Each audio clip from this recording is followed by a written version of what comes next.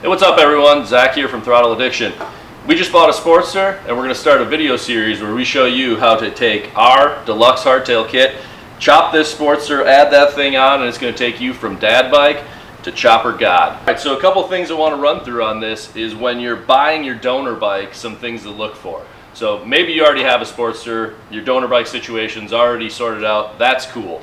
But there's a lot of guys out there who might think, hey, I'm interested in putting the hardtail on, I'm going to go look out, hit Craigslist, Facebook Marketplace, try to find a Sportster, and we got some tips and tricks here to look for to find the perfect bike that's going to make your hardtail process the easiest and least expensive. Before we dive too deep into the bike here, I want to talk a little bit about the Hardtail kit. So this is our Evolution Sportster Deluxe Hardtail kit. Cover on this side. It fits 1986 to 2003 Sportsters. It'll fit an 883 or a 1200. So although it will fit all those frames, there are some better years to choose that make it a little bit easier to hardtail and makes the kit a little bit more plug and play without so much extra work. But some other quick things on this. These are all 100% made here in our facility in Eau Claire, Wisconsin. Some of you may know this was originally designed by the Hafley brothers, built by them for about 5 or 6 years, might have even been 7, something like that, down in Phoenix, Arizona. They're good friends of ours. They decided they wanted to get out of the parts business, the motorcycle parts business, focus on the hot rod aspect of their business, and we made a deal and acquired their motorcycle parts production line. So we are now building these in the same frames, jigs, using the same tooling from start to finish to put these together right here in Eau Claire, Wisconsin. A couple other quick highlights. All TIG welded. These are all CNC bent tubes on the bends. Everything is extremely heavy duty. It's one of the most heavy duty, well-built hardtails. I wouldn't say one of the most. It is the most heavy duty, well-built hardtail for an Evolution Sportster on the market, and I would challenge that to anybody.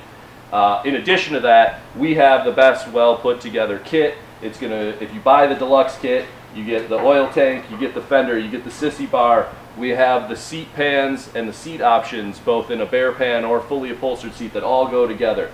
So you are gonna have to mess with a bunch of other things to fit and configure on with that frame.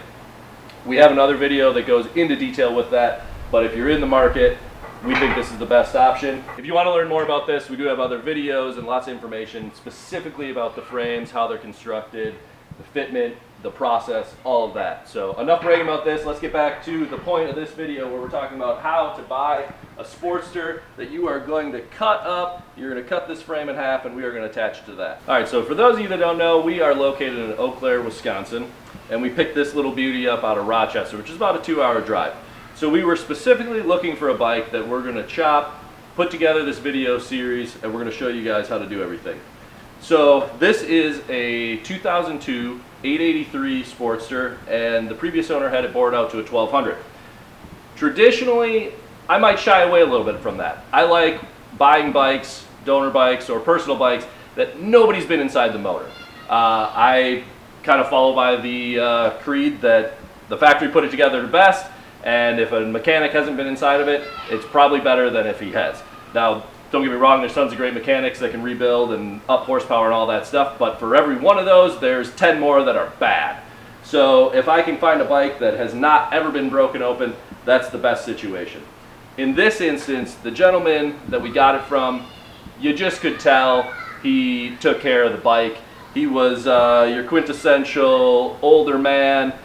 Gave us the title here, as you can see. We got the title. He first registered this 2002 in 06. So he wasn't the first owner, but he bought it. And then he told us he quickly bored it out to a 1200.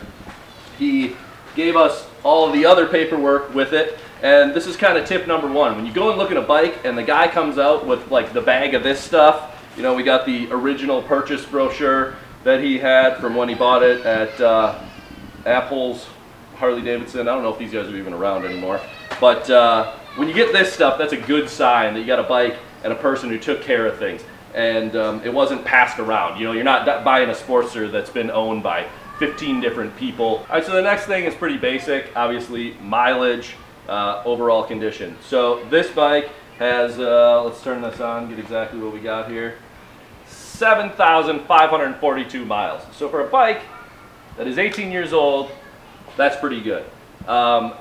When this gentleman bought it on the title transfer, it had 1,600 miles. He said he did the 1,200 kit about 2,000 miles ago. So not something that he rode a lot, kind of a cream puff. Another thing to always check is your tires, right? So if we're buying a bike as a donor, we got to start thinking about, okay, what can we reuse? What are we going to have to buy? Because when you're building a chopper, building any custom motorcycle, you know, you say the term, you get nickel and dime to death, but it's kind of more like 100 to death. $100 here, $100 there, and before you know it, you just dropped an extra $2,000 or $3,000 on this build. So we don't want to do that. So you want to buy a bike that you can use what's there.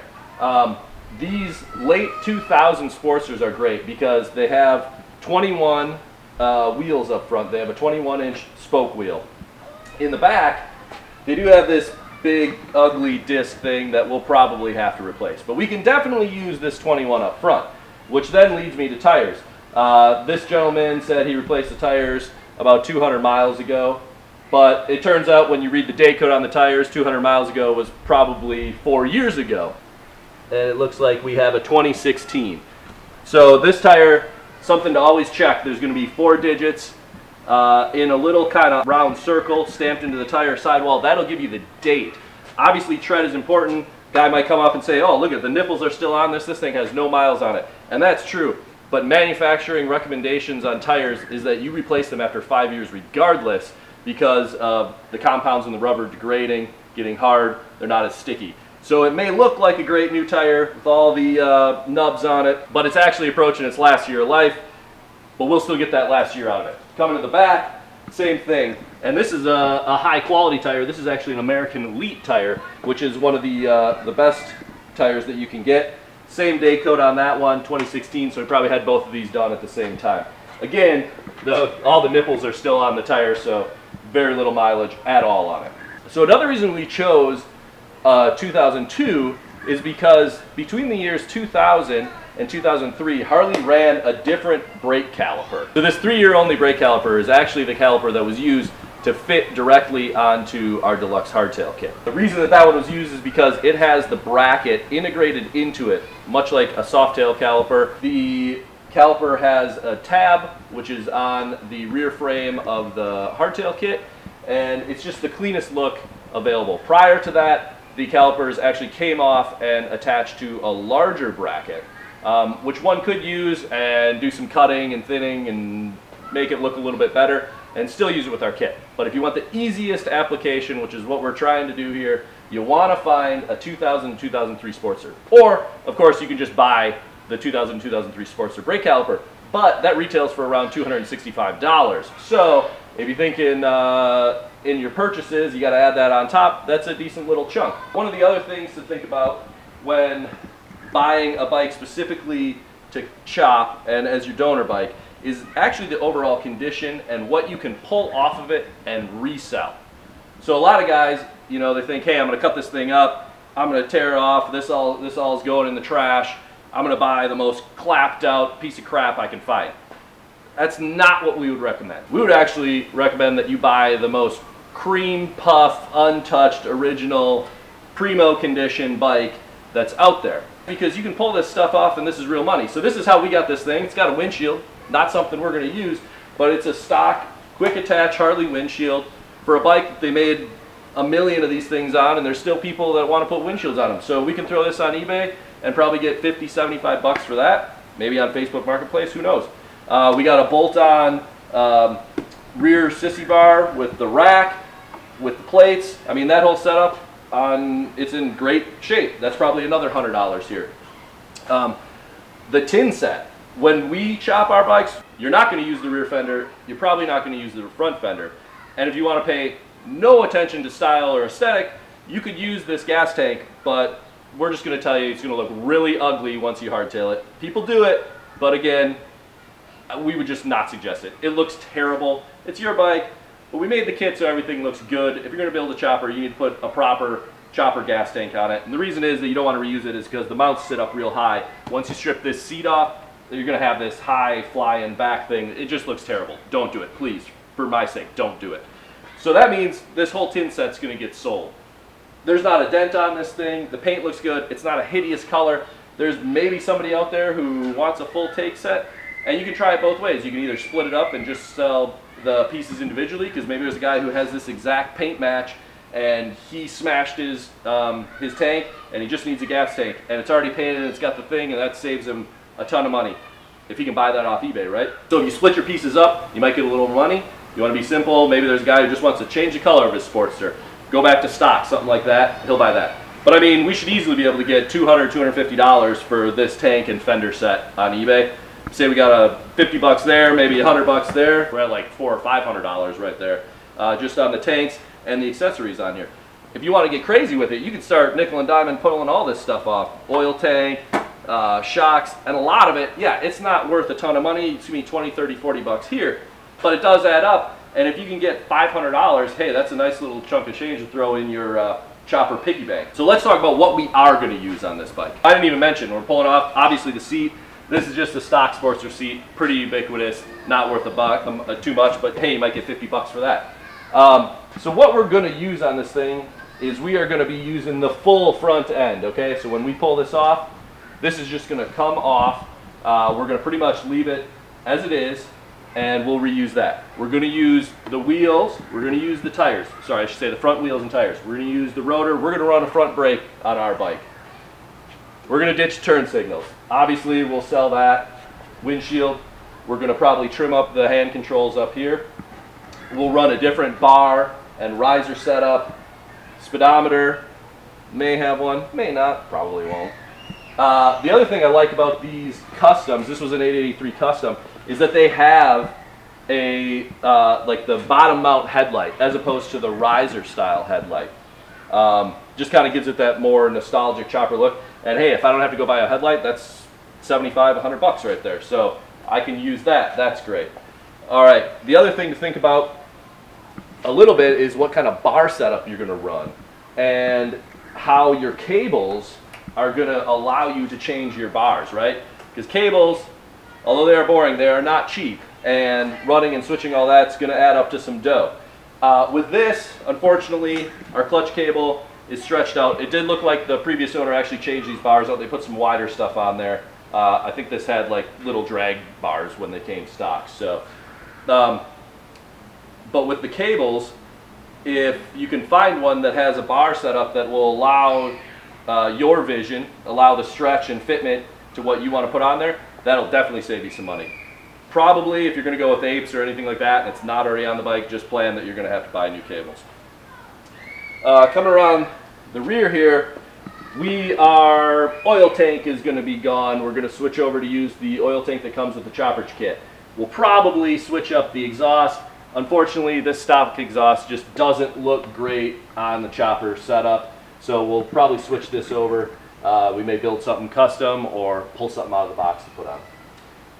This rear wheel, you can use this big rear mag. It's just a solid disc. They're everywhere. Not our favorite look. We'll probably end up spending some money and putting on a spoke rear wheel in the back here to match the front.